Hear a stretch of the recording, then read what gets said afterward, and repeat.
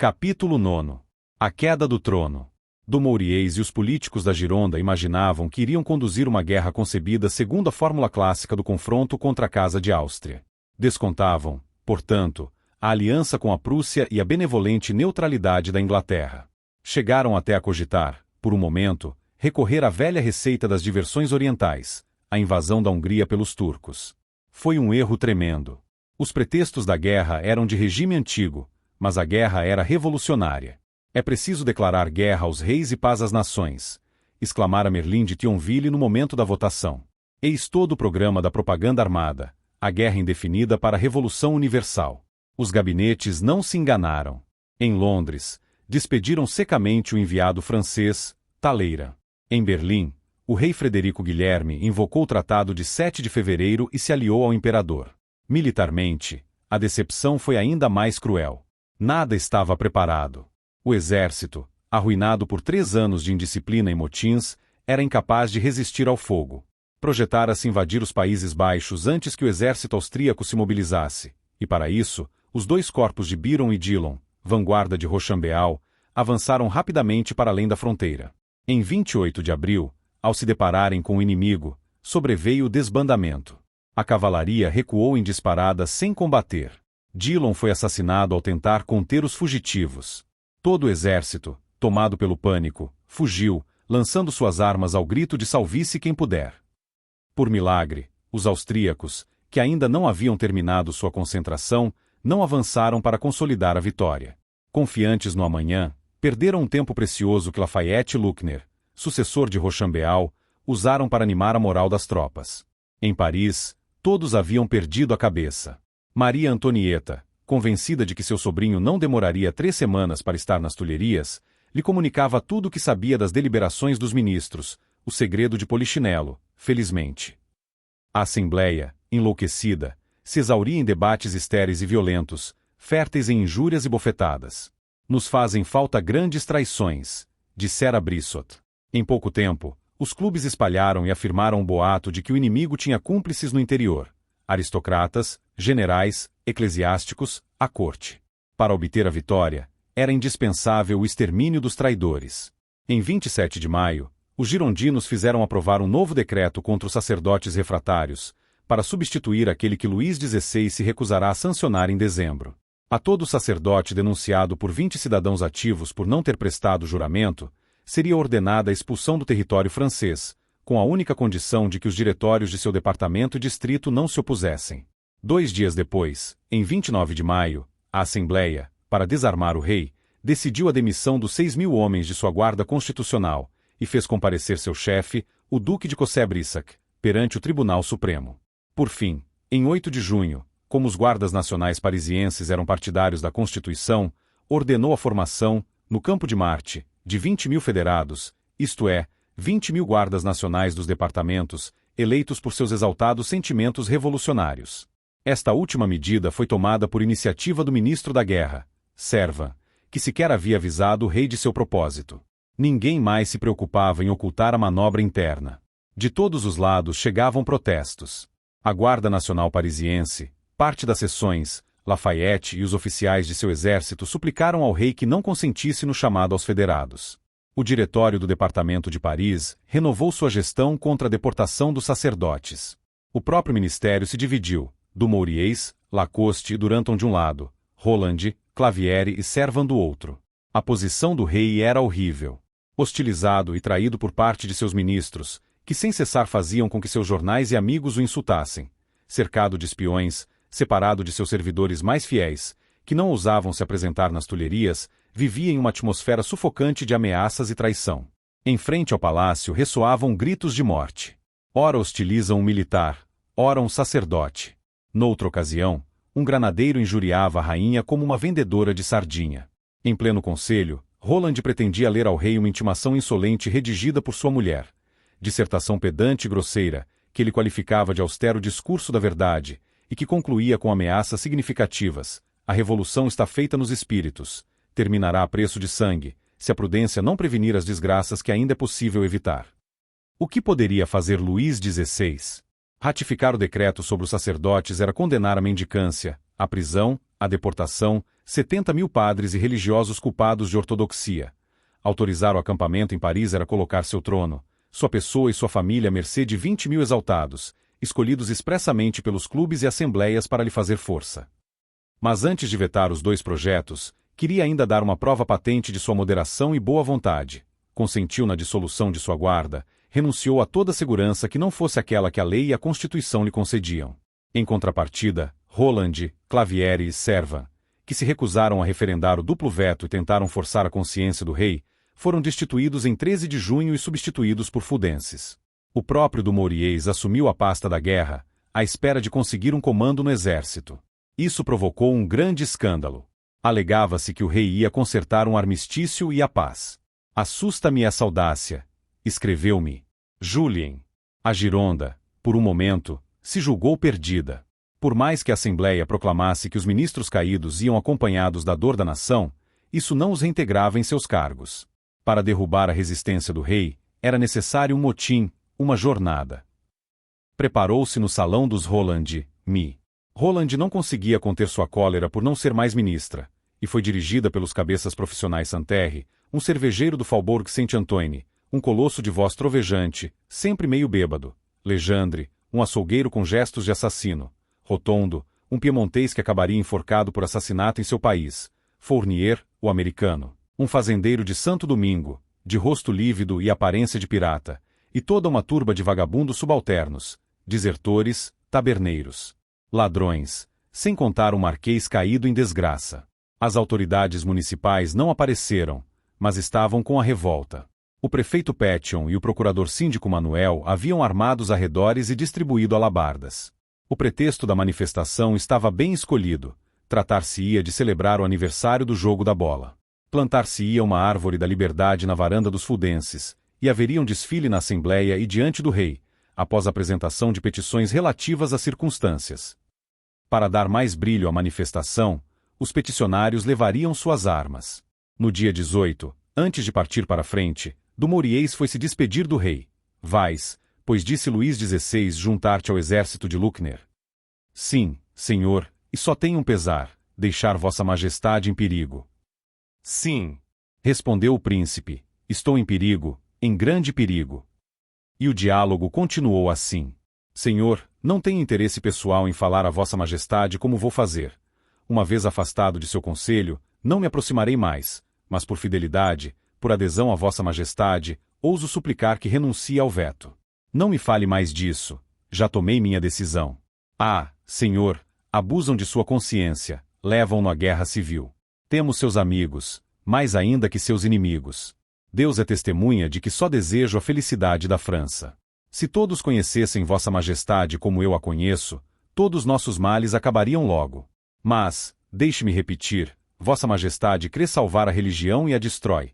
Assassinarão os sacerdotes. E vossa majestade mesma. Houve um silêncio, após o qual acrescentou. Conto com a morte, disse o rei, por antecipação, perdoo meus inimigos. A você agradeço essa sensibilidade, e lhe darei provas de minha estima, se vierem tempos melhores. A entrevista terminou com essas palavras. O rei estava muito perturbado, e Dumouriez tomado por grande emoção.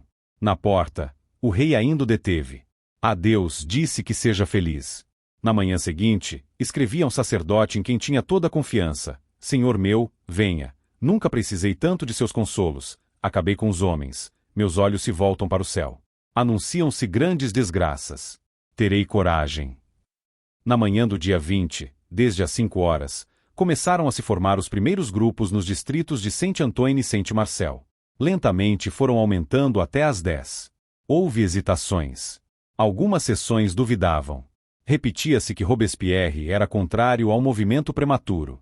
No Boulevard de La Salpêtrière, os líderes entenderam que, se demorassem mais, a tentativa fracassaria e deram um sinal de partida. Na margem esquerda, Santerre e seus homens faziam o mesmo.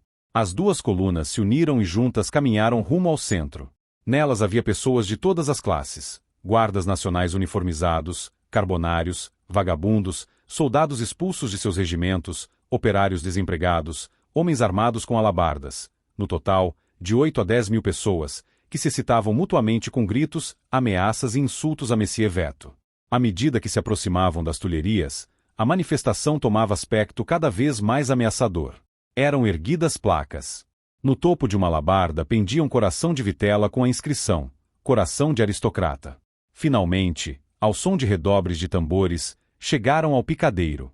Uma lei da Constituinte proibia os agrupamentos. No entanto, para demonstrar a importância que lhes conferia, a Assembleia decidiu receber os manifestantes e lhes permitiu atravessar o salão de sessões com suas armas e emblemas. As tulherias estavam guarnecidas por tropas, mas os sentinelas encarregados de defender as portas as entregaram sem resistência. Num piscar de olhos, pátios e vestíbulos foram invadidos. Avisaram o rei, que estava em seus aposentos, que por passagens internas poderia chegar apressadamente ao olho de boi. Levarão-no para a abertura de uma janela. Os ministros, o marechal de Mouchy, alguns oficiais e soldados se agruparam ao seu redor. Adiantaram uma mesa que colocaram como obstáculo entre a multidão e o rei.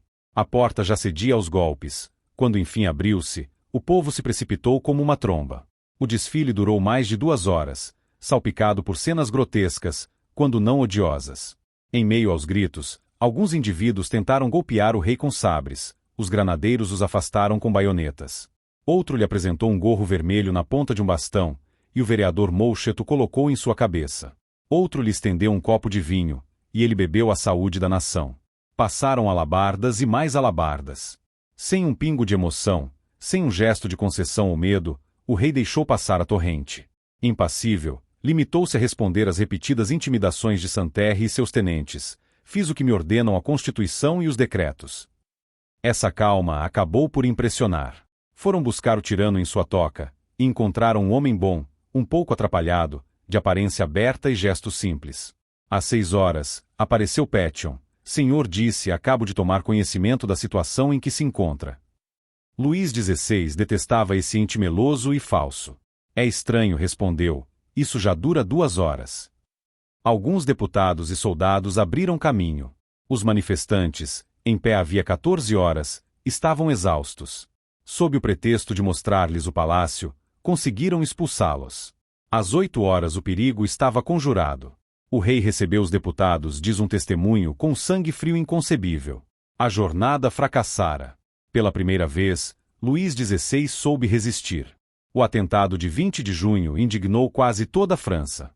75 departamentos e um grande número de corpos constituídos enviaram sua protesto. Em Paris, para uma exposição em favor do rei e da Constituição, recolheram-se rapidamente 20.000 assinaturas de cidadãos ativos. No próprio Conselho Geral da Prefeitura, encontrou-se maioria para censurar Manuel, Pétion e os administradores da polícia, cuja negligência premeditada permitirá a invasão do palácio.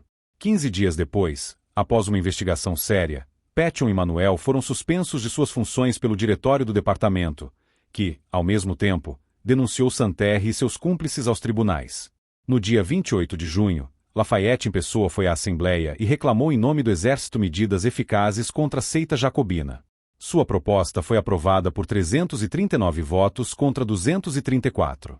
Está demonstrado, a meu ver, diz o chanceler Pasquier em seus souvenirs, que quando Luís XVI sucumbiu definitivamente, tinha muitos mais partidários do que um ano antes, na época de sua fuga para Varennes.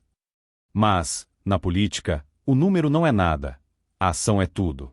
A gente de ordem estava demasiadamente dividida e era fraca demais para que sua simpatia fosse eficaz. Discutia, lamentava-se, mas não fazia nada. Sua resistência se consumia em palavras e escritos. No estado em que se encontrava a França, não havia outro meio de deter a revolução senão pegarem um fuzil e sair às ruas. Mas 50 anos de ceticismo e filosofia lacrimosa tornavam impossível essa defesa. Malloy e Montmorin haviam proposto ao rei reunir em Paris alguns milhares de antigos militares e hidalgos de comprovada fidelidade à coroa. Era fácil reunir, em uma semana, 6.000 pessoas que só esperavam um chefe e uma ordem de concentração. Luís XVI deixou passar 2 meses sem responder, e a concentração não se fez. Um plano de fuga proposto por Mine, de Staël, também não teve melhor sucesso. Mas houve ainda mais. Na manhã seguinte à sua intimação à Assembleia, Lafayette deveria acompanhar o rei a uma revista da Guarda Nacional. Haviam escolhido uma legião constitucional que, eletrizada pela presença de seu antigo general, se deixaria levar contra os jacobinos para fechar seu clube. Por ódio a Lafayette, a rainha avisou isso à prefeitura, e a revista foi suspensa. Lafayette, que tinha presente experiência dos acontecimentos do Campo de Marte, não se deu por vencido e fez um apelo a seus partidários. Com apenas 300 que respondessem, tentaria o golpe. No dia marcado, apareceram 30. Não restava ao desditoso outro caminho senão voltar para a fronteira, e assim o fez. Luís XVI não sentia por Lafayette e pelos fuldenses uma versão tão pronunciada quanto Maria Antonieta, mas também se enganava gravemente em relação aos jacobinos, a quem desprezava demais, o que o impedia de vê-los como uma força considerável. Convencido de que os aliados não tardariam a entrar em Paris, limitava todas as suas aspirações políticas a ganhar 5 ou 6 semanas, retardando, com meios pobres, a tempestade prestes a explodir.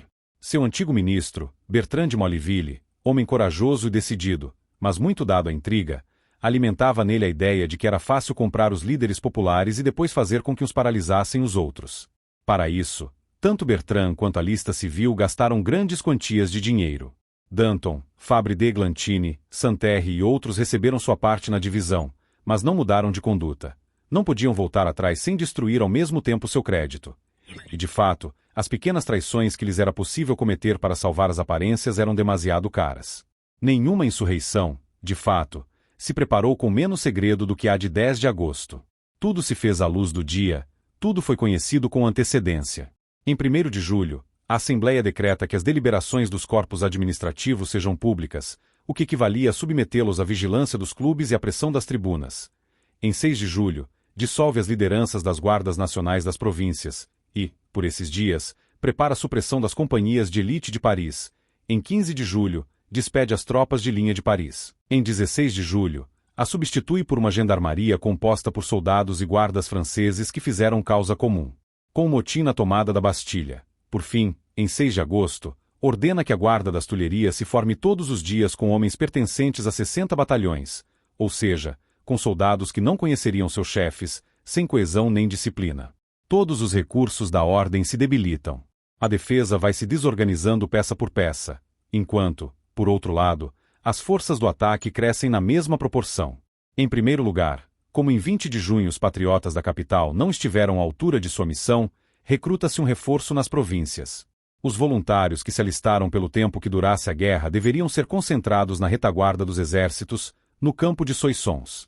Com o pretexto de fazê-los assistir à festa de 14 de julho, os jacobinos fazem ir uma parte deles até Paris, e, após 14 de julho, retêm os mais exaltados e continuam chamando outros, cuidadosamente escolhidos por seus afiliados locais. Os maiores contingentes vêm dos portos, Marsella e Brest, onde a presença de uma numerosa população flutuante facilita o recrutamento. No total, não serão menos de 5.000. Por outro lado, em 11 de julho, a Assembleia declara que a pátria está em perigo, e envolve essa proclamação com um aparato teatral, muito próprio para agitar os ânimos. No mesmo dia, decreta a sessão permanente das 48 sessões, transformadas em tantas reuniões públicas oficiais, terreno propício para os agitadores. Em 13 de julho, como estímulo, restabelece Pétion em suas funções de prefeito. A concentração dos federados e a agitação das sessões foram os 2 elementos preparatórios da jornada de 10 de agosto.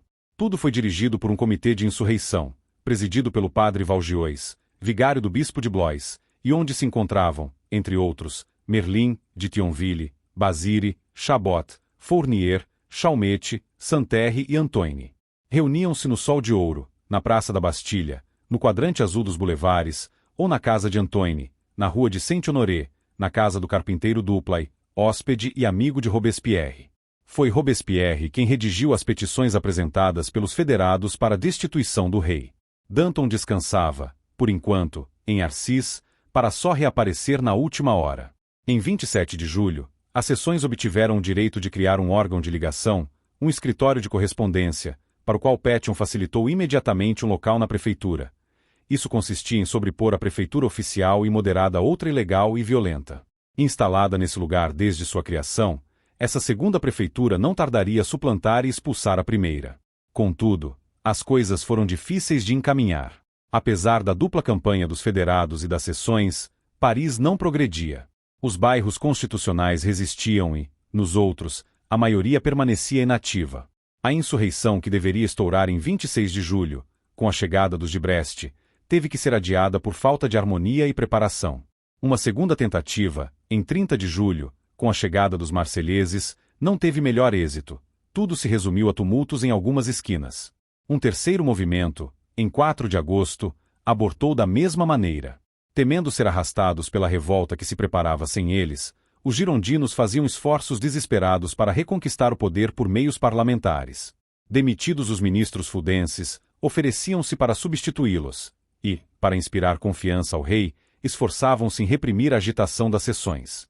Mas, no meio dessas intrigas, em 1º de agosto, chegava a Paris o manifesto lançado pelo generalíssimo prussiano, Duque de Brunswick.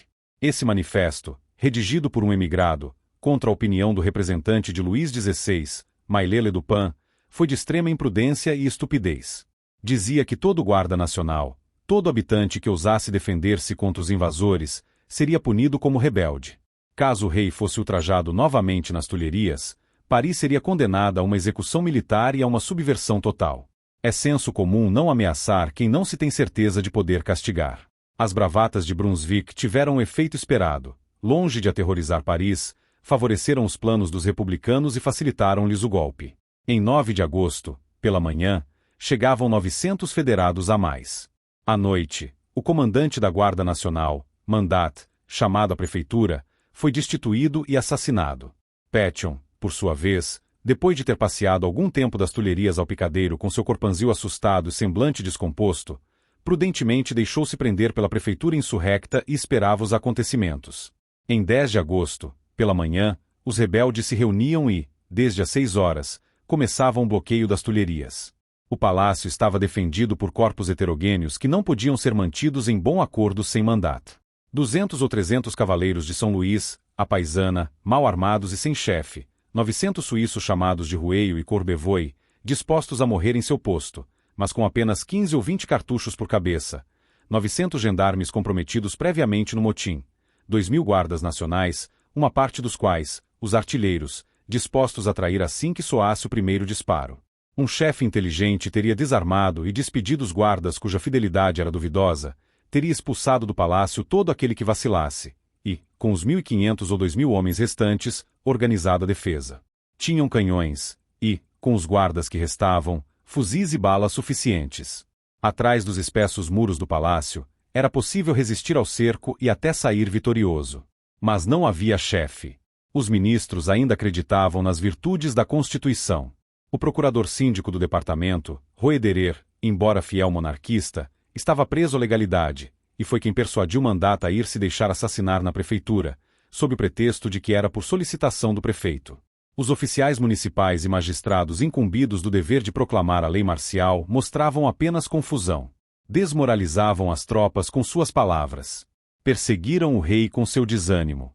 Roederer não fazia mais do que pintar a situação nas cores mais negras e exortar o rei a refugiar-se na Assembleia para poupar aos seus filhos os horrores do assalto e talvez da morte. Luís XVI e Maria Antonieta, num primeiro momento, haviam dado mostras de energia, mas acabaram se deixando dominar pelo pânico, e ainda antes que os assaltantes disparassem um tiro, abandonaram o Palácio Real e se retiraram para a Assembleia com Delphine, Madame Royale e Madame Elisabeth. No último instante, o rei ainda teve uma hesitação. No entanto, não há muita gente no carrossel, disse. Roederer respondeu com um turbilhão de palavras desanimadoras. O povo dos subúrbios estava perto de chegar, todas as seções estavam armadas, não havia homens suficientes no palácio para resistir, nem mesmo na área do carrossel. Continuaram a marcha. Luís XVI praticava a não resistência ao mal. Sua saída foi o sinal da debandada. Restaram no palácio apenas um punhado de gentis homens e os suíços. O primeiro ataque das turbas foi repelido com perdas. Num instante, os pátios ficaram desertos e os suíços, saindo de suas tocas, foram tomar posse dos canhões dos marselheses. Na sua corrida desatinada, os fugitivos chocaram-se com a coluna do Faubourg Saint-Antoine, que se havia formado não sem dificuldade, mas que, finalmente, chegava. Recobrando a coragem, os dois grupos voltaram ao ataque. Sem cartuchos, os suíços foram repelidos para o interior dos edifícios, onde se entrincheiraram. Da Assembleia, ouviram-se os tiros. Falsa ou, pelo menos, prematuramente, disseram ao rei que a turba estava prestes a invadir o palácio, e, sob o pretexto de evitar um massacre, conseguiram arrancar dele uma ordem escrita para que os suíços cessassem o fogo e se retirassem para seus quartéis. A ordem chegou rapidamente ao destino. Quando os suíços, obedecendo a ordem do rei, recuaram e tentaram se formar em coluna, sofreram o ataque da multidão, que os passou a fio de faca. O palácio, já sem defensores, foi invadido, e quase todo o pessoal foi assassinado, inclusive os ajudantes de cozinha, numa onda de loucura destruidora e criminosa. É preciso ler os relatos das testemunhas para formar uma ideia desses horrores. Homens lançados vivos pelas janelas e recebidos embaixo nas pontas das picaretas, outros despedaçados, mutilados, corpos nus, empilhados no chão, queimados, assados. A turba saqueou adegas e aposentos. O que não quebravam, destruíam: espelhos, móveis, tapeçarias, objetos de arte. O fogo consumiu as construções de madeira que separavam o palácio do carrossel, e quando apareceram os bombeiros, a turba atirou contra eles. O incêndio durou 6 dias, e foi um milagre que não se espalhasse para todo o bairro. No restante da cidade, espalhou-se a mesma fúria. Derrubaram estátuas dos reis, arrancaram coroas e flores de lis, destruíram as placas dos fornecedores da Casa Real, mudaram os nomes das ruas. A prefeitura decretou a supressão de todos os monumentos feudais e do despotismo, ou seja, a destruição das igrejas, do Louvre e dos Arcos do Triunfo.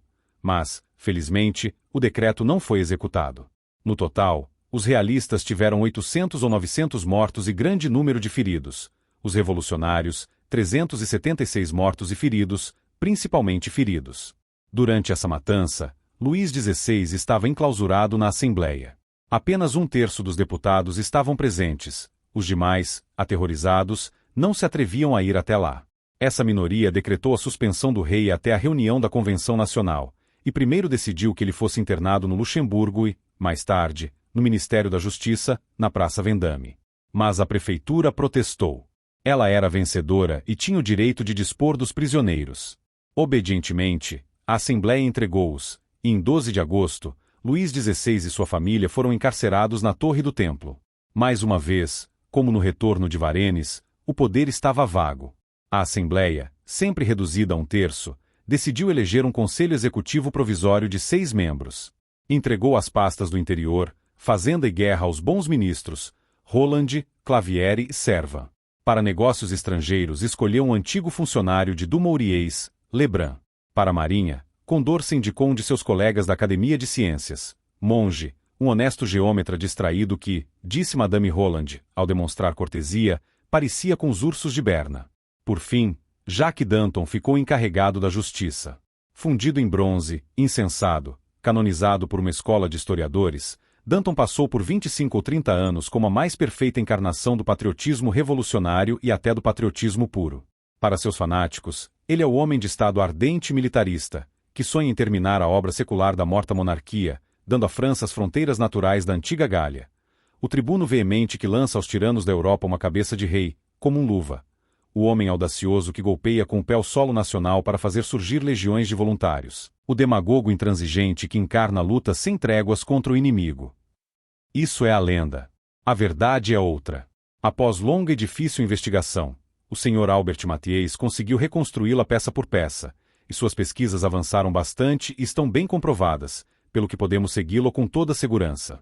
Advogado havia 2 anos, Danton encontrava-se, em 1789, numa situação econômica difícil. Endividado, cheio de necessidades, escravo de um temperamento tirânico, lançou-se na revolução como um ceifador a um prado. Eloquência brutal, cara de dog, focinho proeminente, é o Mirabeau da ralé. Durante 3 anos trabalha para os auditórios mais populares. Segue uma clientela de aventureiros e degenerados, com quem se mistura em todos os complos e agitações. Descarado, venal, sem escrúpulos, jogando com 2 baralhos, cobra da Inglaterra, do Duque de Orleans, da corte. Uns o compram para incitar a desordem, outros para contê-la. Exercita a demagogia como profissão, sem nela acreditar.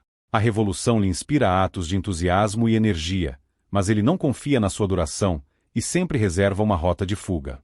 Por isso mantém boa relação com os agentes monárquicos da Bretanha e Paris. Em caso de necessidade, até lhes presta serviços discretos, que lhe rendem agradecimentos úteis. No Tribuna, declara-se a favor da guerra a todo custo, em segredo, pela paz imediata. Publicamente, vanglória-se de ter sido o motor do 10 de agosto e de ter derrubado a monarquia. Na intimidade, anuncia ao futuro Luís Filipe a restauração do trono em favor do ramo menor. Em Paris, é o homem dos subúrbios, o defensor dos proletários. Em Arcis, compra terras, uma fazenda, 2 priorados, florestas, 100 hectares de campo. No ministério de visionários a seu serviço, representa um tipo moderno de político astuto, cético e oportunista, que ama o poder e sabe usá-lo. Os girondinos, que o temiam e desprezavam ao mesmo tempo, o tinham escolhido a contragosto para servir de escudo contra o motim, mas ele não era homem para servir de testa de ferro a Brissot e Vergniaud. Instalado num departamento honorífico, apressou-se a assumir as atribuições dos seus colegas. Monge, Servan e Lebrun obedecem-lhe cegamente. Não lhe faltam camaradas para todos os cargos, fornecedores para todas as contratações, decretos para todos os assuntos. Apodera-se dos fundos secretos, nomeia comissários para o exército, lança milhares de voluntários ao campo. Sente-se à vontade no caos. Encontra nele tudo o que deseja: emoções, dinheiro, posturas. Em meio ao espantoso desordenamento que arrastava a França, só ele tem estômago suficiente para aparentar ser alguém. Não é um homem de Estado. É, à distância, uma ruidosa caricatura disso. A prefeitura insurrecta havia derrubado o trono. Por pouco não fez o mesmo com a legislativa. Robespierre o empurrava para isso, mas ele era impedido por um vago temor. Contentou-se, pois, em impor à Assembleia e ao Conselho uma série de medidas demagógicas: eleição da futura convenção por sufrágio universal, perseguição dos suspeitos a cargo das municipalidades, registros domiciliares dos monarquistas, reeleição dos oficiais de gendarmaria e juízes de paz de Paris, libertação dos condenados por roubo de cereais, confisco e leilão dos bens dos emigrados, internação de seus parentes, desterro ou deportação dos sacerdotes que não tivessem jurado, requisição e taxação dos cereais, constituição de oficinas nacionais e, por fim, instituição de um tribunal extraordinário para julgar delitos de contra-revolução. O exército, mal recomposto de suas primeiras batalhas, está novamente desorganizado. Lafayette, depois de ter induzido o departamento de Ardennes a protestar contra a prisão do rei, emigra para a Bélgica, onde cai prisioneiro. O Estado-Maior se descompõe. Alguns oficiais ficam suspensos, outros partem, muitos ficam apenas por medo. Com a notícia do 10 de agosto, o exército prussiano entra em comoção, avança sem encontrar resistência séria. No dia 23, Longwy se rende quase sem defesa. Em 21 de setembro, Verdun capitula após um breve bombardeio. No dia 13, os prussianos forçam a passagem do Argonne e marcham pelo caminho de Chalons. Era a derrota. Os girondinos, que tão despreocupadamente buscaram a guerra, agora gritam que tudo está perdido. Uns propõem transferir o governo para as províncias. Outro publica bajulações às glórias do generalíssimo alemão. O Conselho Executivo oferece à Inglaterra, em troca da neutralidade, uma parte do nosso império colonial. Um amigo de Danton, de esportes, vai à Alemanha para solicitar uma paz separada com a Prússia. Por trás das frases pomposas que soam na tribuna, agitavam-se o derrotismo e o medo. Na prefeitura as coisas ainda iam pior. Cada recuo dos exércitos aumentava a raiva. Ali estava um punhado de homens saídos dos baixos fundos, Césares de hoje, amanhã, talvez, meros criminosos comuns. Perdidos numa cidade imensa, sentiam sua insignificância e usurpação. O passado deles voltava à memória. O presidente Huguenin era um malversador, Rossignol, um assassino, Manuel havia roubado, falsificado e vendido a correspondência de Mirabeau. Hebert, inspetor de teatro, fora despedido das variedades por fraude. Panis, expulso do Tesouro Real por desfalque. Todos sabiam que as visitas domiciliares do comitê de vigilância deles não tinham sido, em geral, mais que simples roubos. E quando Paris estivesse ocupada, teriam que responder por tudo isso. Não havia meio termo entre a ditadura e as galés. Mas esses indivíduos tinham um conselheiro à altura, um meio louco, um maníaco do crime, o jornalista Jean Paul Marat. Antes de desaparecer, repetia-lhe sem cessar: suprimam seus inimigos, eliminem suas vítimas. Lancem-se contra aqueles que têm carruagens, criados, vestidos de seda. Entrem nas prisões, matem nobres, sacerdotes, ricos. Não deixem para trás senão sangue e cadáveres. O massacre se organizava, portanto, meticulosamente. Em 10 dias tudo estava preparado. Imprimiam-se listas de proscrição, escolhiam-se e alistavam-se os carrascos, a 6 francos por dia, com vinho à vontade. Em 30 de agosto, a Assembleia, cansada da tirania da prefeitura, decidiu convocar eleições municipais. Como resposta, em 2 de setembro começou o massacre, e a prefeitura tentou incluir nele os girondinos, emitindo mandados de comparecimento contra os principais, entre outros Roland, Brissot e vários deputados do partido. Massacres nos Carmelitas, na Abadia, na Forcé, na Salpêtrière, no Châtelet, em Bicêtre. Na Abadia, o porteiro Maillard improvisou um tribunal de sangue. Em torno dele, para se excitarem ao trabalho, os assassinos bebiam, comiam e cantavam, e havia bancos preparados para as damas que quisessem assistir ao espetáculo. Nos Carmelitas, os sacerdotes tentavam fugir pelos jardins e esconder-se entre as árvores. Organizou-se uma caçada humana que deixou mais de 100 vítimas. Em 4 dias, mais de 1000 assassinatos. Entre os mortos contavam-se o antigo ministro Montmorin, o arcebispo de Arles, os bispos de Saintes e Beauvais, um grande número de professores universitários, os suíços escapados dos eventos de 10 de agosto. A princesa de Lamballe foi degolada sobre o marco da rua Pavei, e sua cabeça exibida na ponta de uma estaca sob as janelas da rainha, no Temple. Em Bicêtre e na Salpêtrière, onde estavam presos crianças e mulheres públicas, desenvolveram-se cenas impossíveis de descrever. Ainda no dia 6, os presos à disposição do Tribunal Supremo foram levados de Orléans a Versalhes e assassinados em 9 de setembro por Fournier, o americano. O Conselho Executivo, informado de todos os preparativos, não se moveu. Danton, responsável pela custódia dos presos, nada fez para protegê-los. A um secretário de Roland que lhe suplicava para agir, respondeu: que se lixem os prisioneiros, que se virem como puderem. E com seu aval, a prefeitura enviou às províncias a circular de 3 de setembro. A prefeitura de Paris apressa-se em informar seus irmãos dos departamentos que o povo deu morte à parte dos ferozes conspiradores detidos nas prisões, ato de justiça que lhe pareceu indispensável para conter, aterrorizadas, legiões de traidores ocultos dentro dos seus muros, quando se preparavam para unir-se ao inimigo. Sem dúvida, a nação inteira, após a longa série de traições que a levou à beira do abismo, se apressará em adotar esse meio de salvação pública. A resposta não tardou: massacres em Reims, Meaux, Lyon, Caen. Esses horrores foram obra de algumas centenas de bandidos. Mas o terror era tão grande que ninguém ousou resistir ou protestar. Além disso, o melhor do país estava no exército e comportava-se de maneira muito diferente. Enquanto Brunswick penetrava pelo caminho de Paris, Dumouriez e Kellermann haviam se unido, vindo um de Sedan e o outro de Metz.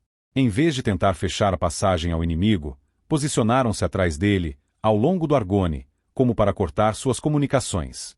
Brunswick esperava desalojá-los com uma elegante manobra estratégica, mas o rei da Prússia, impaciente, o obrigou a atacá-los de frente. O encontro se deu em Valmy, no dia 20 de setembro. O exército revolucionário, composto em parte por veteranos e em parte por voluntários de 1791, que já levavam um ano sob as bandeiras, manteve-se firme. A artilharia, completamente renovada sob Luís XVI, por Gribeauval, era muito superior à prussiana. Tudo se resumiu a um bombardeio no qual tivemos tal vantagem que Brunswick não ousou lançar o assalto. A chuva suspendeu o combate. Militarmente, a partida foi empate. Moralmente, a França havia vencido. No mesmo dia, entrou em cena a Convenção.